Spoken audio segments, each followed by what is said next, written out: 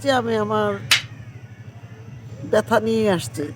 তখন আমার হাজবেন্ড ছিল না, আমি সেই জন্য এখানে চলচ্চিত্রে আসি, এখানে কাজ খুঁজে নিই। হয়তো চাকরি করলেই ভালো হতো। আজকে আজকে যেটা চিন্তা করি, চাকরি করলেই ভালো হতো।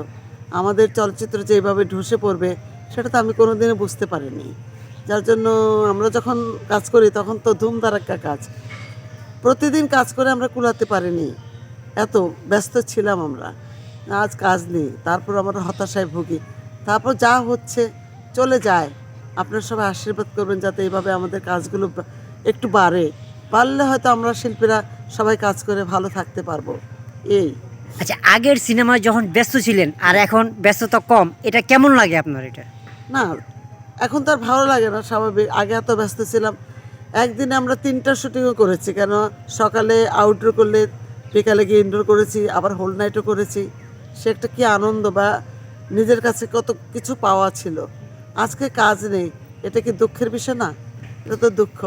আচ্ছা, যে এই এত দীর্ঘদিন অতিক্রম করে এই হ্যাঁ, শুটিং এর মাঝে এই কোন যে মানে শুটিং করতে এমন কোনো ঘটনা মনে পড়ে যে যা এখনো মনে পড়লে আপনি হাসেন বা কাঁদেন, এই ধরনের কোনো স্মৃতি?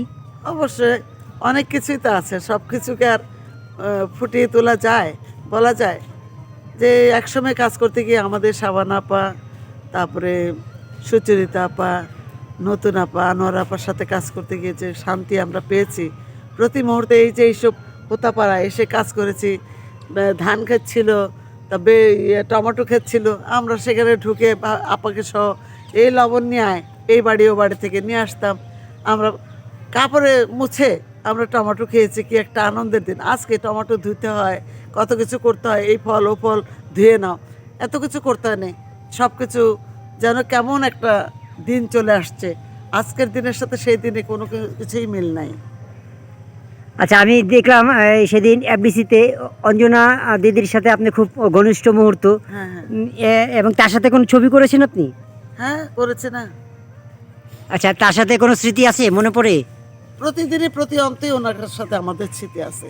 কেননা অঞ্জনা আপা এমন একটি মানুষ ছিলেন যে ছোট বড় কাউকে সে চিন্তা করতো, বরঞ্চ সে আমাদের সাথে, আমাদের সহ আর্টিস্ট এবং এই ক্যারেক্টার আর্টিস্ট, মনে করেন ছোট শিল্পী বড় শিল্পী, সে চিন্তা করতেন, এসে আগে বুকে চড়িয়ে নিতেন। অঞ্জনা আপার মতন আমি আরেকজন দ্বিতীয় খুঁজে পাই না। আরেক ছিল সাবান আপা, আজ আমাদের ঢাকাতে নেই, সে আমাদের কাছে নেই। একজন তো আমাদের ছেড়ে চলেই গেছেন, আর যে আছেন তাকে দোয়া করছি, যেখানে থাকেন ভালো থাকুক। আমাদের জন্য আপা যেন দোয়া করে যাতে আমরাও ভালো থাকি। আচ্ছা, শাবানা আপু যদি ফিরে আসে আবারও সেই মানে উনি যদি নায়িকার চরিত্রে অভিনয় করে, তাহলে কি দর্শক দেবে বা আবার কি? অবশ্যই, অবশ্যই, বলেন কি, সাবানা আপা যদি এখন বৃদ্ধ দাদির অভিনয় করে, হল ভেঙে পড়বে। কেননা আমার আপা তো করবে না। সাবানা আপার যে কোনো চরিত্রে অভিনয় করুক, এখনকার ছেলে মেয়েরা তো দেখেনি, বুঝে না।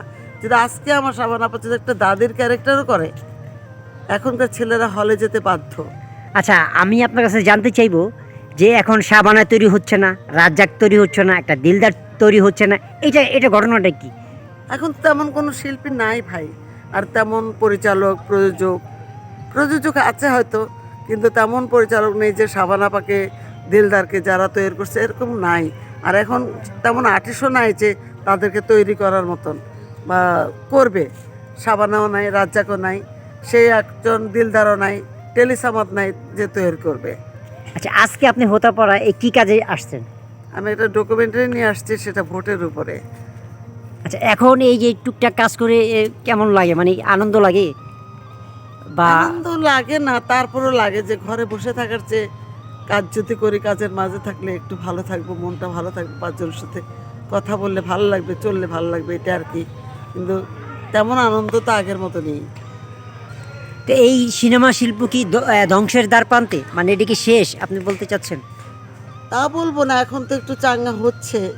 যদি সবাই মিলে সম্মিলিতভাবে কাজ করি আমরা, আমাদের প্রযোজক পরিচালক ভালো ভালো আর্টিস্ট আনার চেষ্টা করে, সবাই মিলে কাজ করলে, আমাদের দেশের সরকার যদি ভালো আমাদের জন্য চিন্তা করে যে আমরা শিল্পীরা ভালো কাজ করব, আমাদের সেই চিন্তা করলে, সেই চিন্তার ধারে আসলে আমাদের এই সিনেমা জগৎটা আবার চাঙ্গা হয়ে দাঁড়াবে, চাঙ্গা হবে, আমরা আশা করি।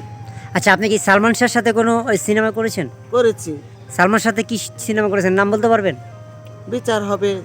তার আরও আছে আর মান্না ভাইয়ের সাথে মান্না ভাইয়ের সাথে আমি অন্যটাই বাদ দিলাম। আমি ক্ষুধা চালে তোর কেন্দ্রীয় চরিত্রে আমি তার মায়ের অভিনয় ক্ষুধার করেছি। জ্বালা, হ্যাঁ হ্যাঁ, এনায়েত করিমের ছবি বোধ হয় না? এনায়েত করিমের ছবি। আমি তার আহা। সেক্রিফাইস মায়ের ক্যারেক্টার করেছি ছোটবেলা থেকে।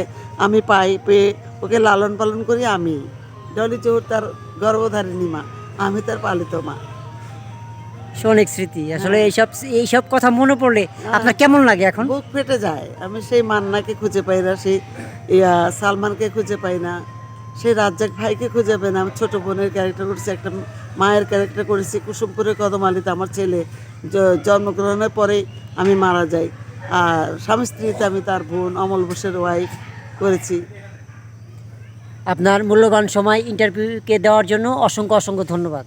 আপনাকেও ধন্যবাদ। আজকাল আছে